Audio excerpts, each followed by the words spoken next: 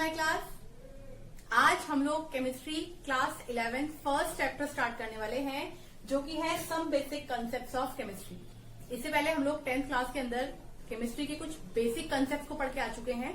11th class में हम लोग उन्हीं कंसेप्ट को और ज्यादा इलैबोरेट करके पढ़ने वाले हैं। इसलिए हमारा जो फर्स्ट चैप्टर है वो बहुत ज्यादा इंपॉर्टेंट है, क्योंकि वहां पर हम लोग आने वाले हमारे केमिस्ट्री के टर्म्स में ऑर्गेनिक हो, इनऑर्गेनिक हो, फिजिकल हो, क्या बेसिक टर्म हम लोग हायर क्लासेस में स्टडी करने वाले हैं, उनके बारे में हम लोग इस चैप्टर के अंदर डिटेल्ड डिस्कशंस करने वाले हैं। तो सबसे पहले हम लोगों ने 11th क्लास में स्टार्टिंग करनी है और 10th क्लास से कनेक्टेड है, उस टॉपिक का एक क्विक रिवीजन कर लेते हैं।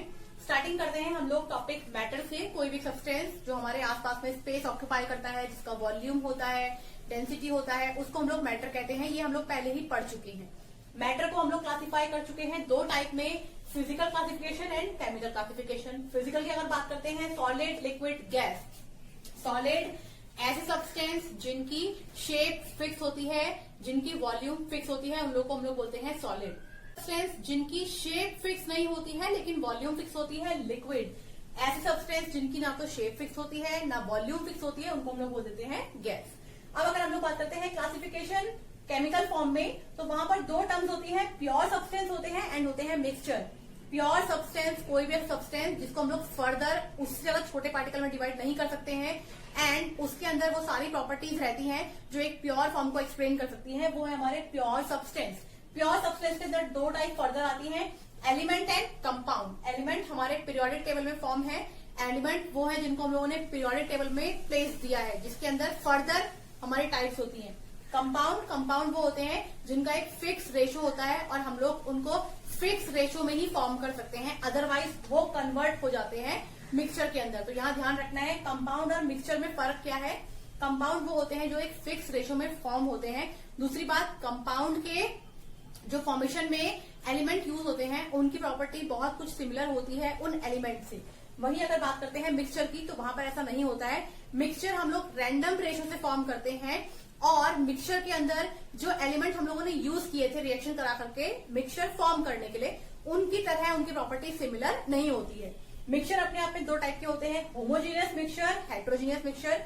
होमो का मतलब होता है सेम, वो मिक्सचर जिनके अंदर रिएक्टेंट हो, प्रोडक्ट हो, इन दोनों की स्टेट सेम रहती है।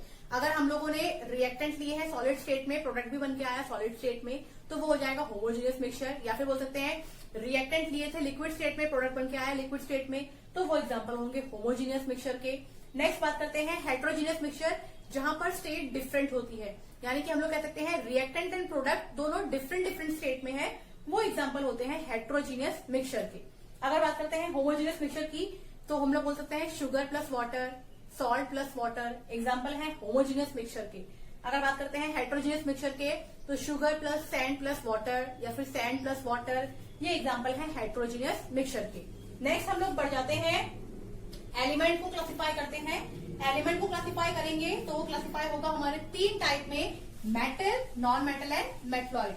अगर बात करते हैं मेटल की, तो डक्टाइल होती है नेचर में, मेलेबल होती है, सोलरस प्रॉपर्टी को शो करती है, मेल्टिंग बॉइलिंग पॉइंट हाई होता है, कंडक्टिविटी होती है, वो सारी की सारी है हमारी मेटल।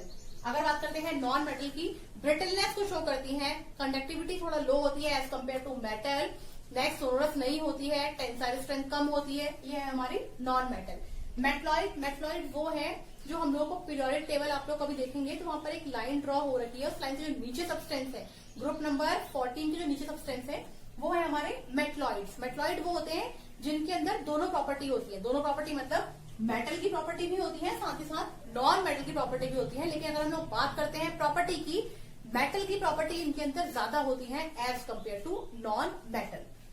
नेक्स्ट हम लोग बात करते हैं कंपाउंड की, तो कंपाउंड अपने आप में दो टाइप के होते हैं। इस क्लास के अंदर, यानी कि हमारे 11th क्लास के अंदर हम लोगों का पूरा जो केमिस्ट्री है वो बेस्ड है इन दो ही टॉपिक के ऊपर, inorganic and organic. Inorganic topic जो होते हैं हमारे, इनऑर्गेनिक कंपाउंड जो होते हैं वो हम लोग को माइनिंग करने से मिलते हैं। हम लोग बोल सकते हैं मिनरल फॉर्म में प्रोवाइड होते हैं, ओर फॉर्म में प्रोवाइड होते हैं और अर्थ के नीचे से मिलते हैं, वो है हमारे इनऑर्गेनिक कंपाउंड। नेक्स्ट बात करते हैं ऑर्गेनिक कंपाउंड। ये हम लोग डेफिनेशन 10th क्लास में भी पढ़ के आ रखे हैं।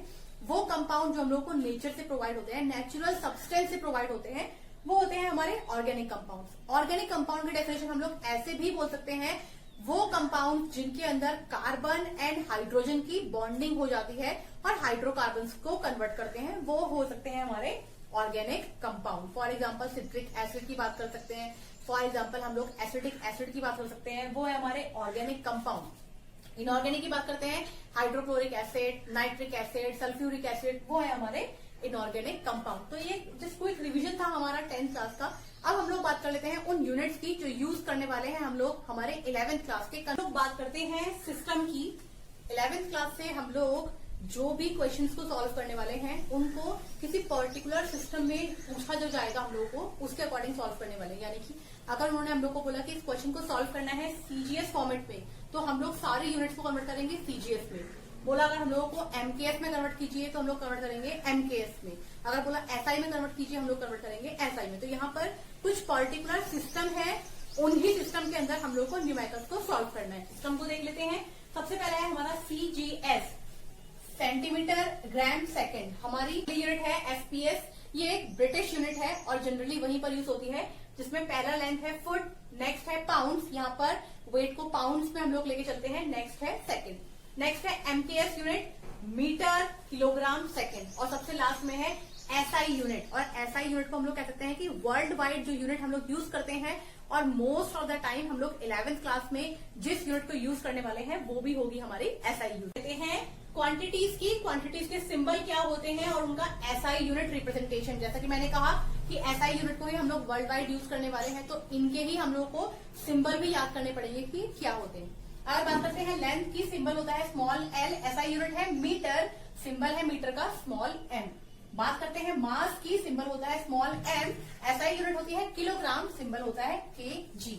अगर बात करते हैं टाइम की, सिंबल है स्मॉल टी, यूनिट है इसकी एसआई सेकेंड, सिंबल है स्मॉल एस। अगर बात करते हैं टेम्परेचर, यूनिट है इसका कैपिटल टी, इसकी एसआई यूनिट है केल्विन, सिंबल है कैपिटल के। Electric current I, ampere, capital A. अगर बात करते हैं ल्यूमिनस इंटेंसिटी की, आई वी, कैंडिला, सी डी। और अगर बात करते हैं हम लोग मैटर की क्वांटिटी को फाइंड आउट करने की, सिंबल होता है स्मॉल एन, मोल्स, यूनिट होता है एमओएल। अगर हम लोग बात करते हैं मोल की, इसका फॉर्मूला होता है स्मॉल एन, यानी कि moles equals to given weight divide by molar mass. हम लोग इस फॉर्मूले को भी इस चैप्टर के अंदर आगे यूज करने वाले हैं। आज हम लोगों ने बात की है कुछ बेसिक टर्म्स की जो हम लोग यूज करने वाले हैं हमारे 11th के। हम लोग और कुछ इंपॉर्टेंट टॉपिक्स के बारे में बात करेंगे और कन्वर्जन सीखेंगे 11th क्लास के लिए। आज के लिए इतना ही, थैंक यू।